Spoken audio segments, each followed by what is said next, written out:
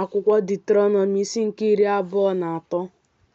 Onye e metere ọnya site n'ịchịpịa mkpụrụ amụ ya, ma ọ bụ nke e bipụrụ amụ ya, agaghị aba n'ime mkpọkọta Jehova. Nwa iko agaghị aba n'ime mkpọkọta Jehova. Ọbụla ọgbọ nke 10 ya agaghị aba n'ime mkpọkọta Jehova. Onye Amọn ma ọ bụ onye Moab agaghị aba n'ime mkpọkọta Jehova. Ọbụla ọgbọ nke 10 ha agaghị aba n'ime mkpọkọta Jehova ruo mgbe ebighị ebi, n'ihi na ha ejighị achịcha na mmiri bịa n'ihu unu n'ụzọ mgbe unu siri n'Ijipt pụta, na n'ihi na ha gotara Betam nwa Bua imegide gị site na Petua nke Mesopotamia ịkọcha gị. Ma Jehova bụ Chineke gị ekweghị ige Belam ntị, kama Jehova bụ Chineke gị gbanwere nkọcha ahụ ka ọ ghọrọ gị ngọzi.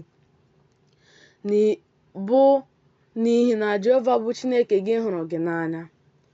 Achọla udo ha na ọdịmma ha ụbọchị gị niile ruo mgbe ebighị ebi.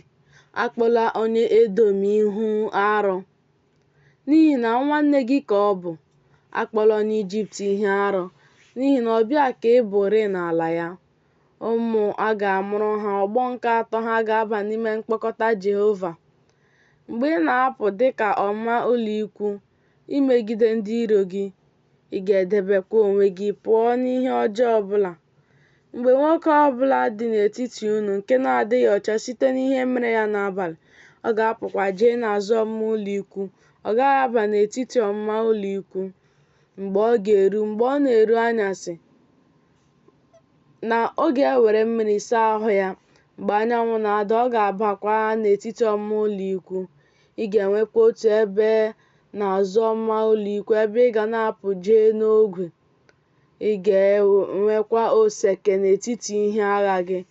Ọ ga-erukwa mgbe ị na-anọdụ n'ogwe na ị ga-ewere ya gwuo ala wee chigharịa, kpochie ihe si n'ahụ gị pụta. N'ihi na Jehova bụ Chineke gị na-ejegharị n'etiti ọmụma ụlọikwu gị, ịnapụta gị na ịrara ndị iro gị nye n'ihu gị. Ọmụma ụlọikwu gị ga-adịkwa nsọ, ka o wee ghara ịhụ n'etiti gị ọtọ ọbụla wee laghachi n'iso gị n'azụ.